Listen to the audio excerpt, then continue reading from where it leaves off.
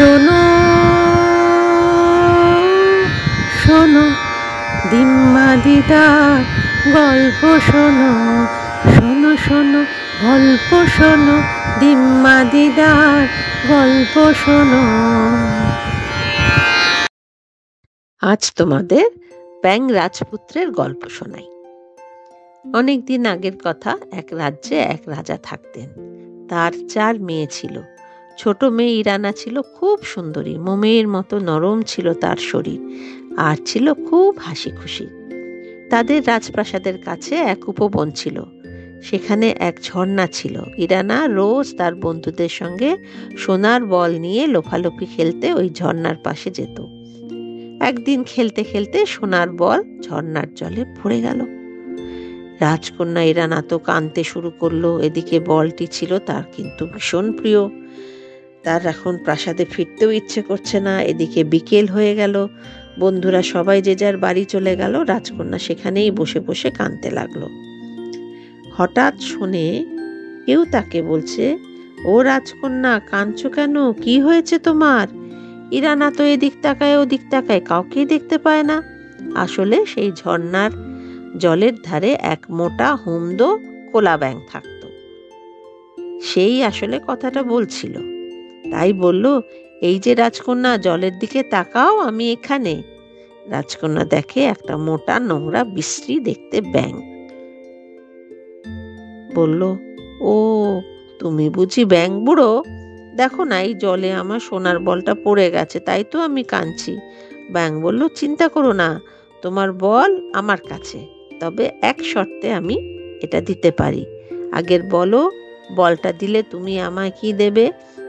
রাজকন্যা ভাবলো, এ ব্যাঙ বুড়ো আর কি চাইবে, তাই বলল, যা চাইবে তাই দেব। জামা কাপড়, হিরে মুক্তো, এমনকি এই আমার সোনার মুকুটটাও তোমায় দেব। ব্যাঙ বলল, ওসব নিয়ে আমার কি হবে? আমায় যদি তোমার বন্ধু করো, তাহলে আমি বলটা তোমায় দিতে পারি। আমরা একসঙ্গে খাবো, খেলবো, পড়াশোনা করব। রাজকন্যার তখন যেন তেন উপায়ে সোনার বলটা চাই। তার প্রিয় বল বলে কথা, মা শুনলে খুব বকবেন।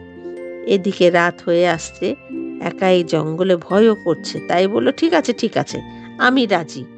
ব্যাঙ বুড়ো তখন রাজকন্যাকে সোনার বলটা ফেরত দিয়ে দিল। বল নিয়ে রাজকন্যা তো এক দৌড়ে রাজপ্রাসাদে। আর ব্যাঙ বুড়ো জল থেকে বেরিয়ে থপ থপ করে রাজকন্যার পেছন পেছন যেতে যেতে বলছে, দাঁড়াও রাজকন্যা, অত জোরে দৌড়িও না, আমি কি পারি অত জোরে দৌড়াতে তোমার মতো? আর রাজকন্যা কার কথা শোনে? সে তাড়াতাড়ি প্রাসাদে ঢুকে দরজা লাগিয়ে দিল। পরদিন সকালে রাজা আর রাজকন্যারা সবাই সোনার থালায় খাবার সাজিয়ে খেতে বসেছে। তখন রাজপ্রাসাদের শ্বেত পাথরের সিঁড়িতে থপ থপ আওয়াজ শোনা গেল। তারপরেই দরজায় ধাক্কার আওয়াজ। রাজকন্যা ইরানা তখন খুব ভয় করতে লাগলো। তাড়াতাড়ি দরজা খুলে দেখে ঠিক সেই ব্যাঙ বুড়ো তাড়াতাড়ি দরজা লাগিয়ে টেবিলে এসে চুপ করে বসে গেল। রাজা জিজ্ঞেস করলেন, কি হয়েছে? এত ভয় পাচ্ছ কেন? কে এসেছে? কোনো দৈত্য দানব নাকি? রাজকন্যা তখন রাজাকে গতকালের সোনার বল, হারিয়ে যাওয়া ব্যাঙ বুড়ো সব ঘটনা বলল, জানো বাবা, তোমার বলের পরিবর্তে সে আমার বন্ধু হতে চেয়েছিল। তার শর্ত ছিল আমার সঙ্গেই রাজপ্রাসাদে থাকবে, আমার সঙ্গে খাবে, খেলবে, ঘুমাবে। এই প্রতিশ্রুতি দিলেই বল আমায় দেবে। রাজা জিজ্ঞেস করলেন, সেই প্রতিশ্রুতি তাকে তুমি দিয়েছিলে? ইরানা বলল, হ্যাঁ বাবা, আমি প্রতিশ্রুতি দিলেই সে বলটা আমায় দিয়েছিল। বড্ড বিচ্ছিরি দেখতে একটা ব্যাঙ বাবা, সে যে আজ রাজপ্রাসাদে এসে উপস্থিত হবে, তবে তখন সেটা বুঝিনি। ঠিক তখনই আবার দরজায় ধাক্কার আওয়াজ শোনা গেল। কে বলছে, রাজার ছোট কন্যে, জলের ধারে যা বলেছ ভুললে কিসের জন্যে? রাজার ছোট কন্যে, দুয়ার খুলে দাও আমারে, ফেলো না নগণ্যে। রাজা শুনে বললেন, ছি মা, কাউকে কথা দিলে তা রাখতে হয়। যাও, সে তো তোমার উপকার করেছে, দরজা খুলে দাও, ওকে নিয়ে এসো ভেতরে। কি আর করা, রাজকন্যা দরজা খুলে দিল। ব্যাঙ ভেতরে এসে বলল, আমাকে তুলে তোমার পাশে বসাও রাজকন্যা। রাজকন্যার মোটেই ইচ্ছে নয় ওই নোংরা বিচ্ছিরি ব্যাঙের গায়ে হাত দেওয়া। রাজা গোল গোল চোখ করে তাকাতেই রাজকন্যা তাড়াতাড়ি ব্যাঙটাকে তুলে পাশের চেয়ারে রাখলো। ব্যাঙ বলল, রাজকন্যা আমার টেবিলে তোলো। ইরানা তাই করলো। তারপর ব্যাঙ বলল, তোমার সোনার থালাটা আমার সামনে এনে দাও, আমরা একসঙ্গে খাবো। ব্যাঙ তো মনের আনন্দে গপ গপ করে খাবার খেতে লাগলো। এদিকে ঘেন্নায় রাজকন্যার গলা দিয়ে খাবার নামছে না। খাবার শেষে রাজকন্যা যেখানে যায়, ব্যাঙ বুড়ো বলে, আমাকেও তোমার সঙ্গে নিয়ে চলো। রাজকন্যা ভীষণ রেগে চুপ করে দাঁড়িয়ে থাকে। তাই দেখে রাজা বললেন, তোমার দরকারের সময় নিজের কাজটা তুমি গুছিয়ে নিয়েছো, প্রতিজ্ঞা করেও কথা না রাখলে কিন্তু মহাপাপ হয়। যাও, তোমার পড়ার ঘরে, খেলার ঘরে, সব জায়গায় ওকে নিয়ে যাও। আমি রাজসভায় যাচ্ছি। যদি আবার দেখি তুমি তোমার প্রতিজ্ঞা পালন করছো না, তাহলে আমি তোমায় খুব শাস্তি দেব। রাজকন্যা ইরানা বাবার কথা রাখতে দুটো আঙুল দিয়ে কোনো মতে ব্যাঙটাকে তুলে নিজের সঙ্গে নিয়ে চলল। সারাদিন রাজকন্যার খুব বিরক্তিতে কাটলো। বন্ধুরাও ওকে নিয়ে হাসাহাসি করতে লাগলো। ভালো করে খেলতেও পারলো না, রাগে ঘেন্নায় বুকে কান্না জমে যাচ্ছে।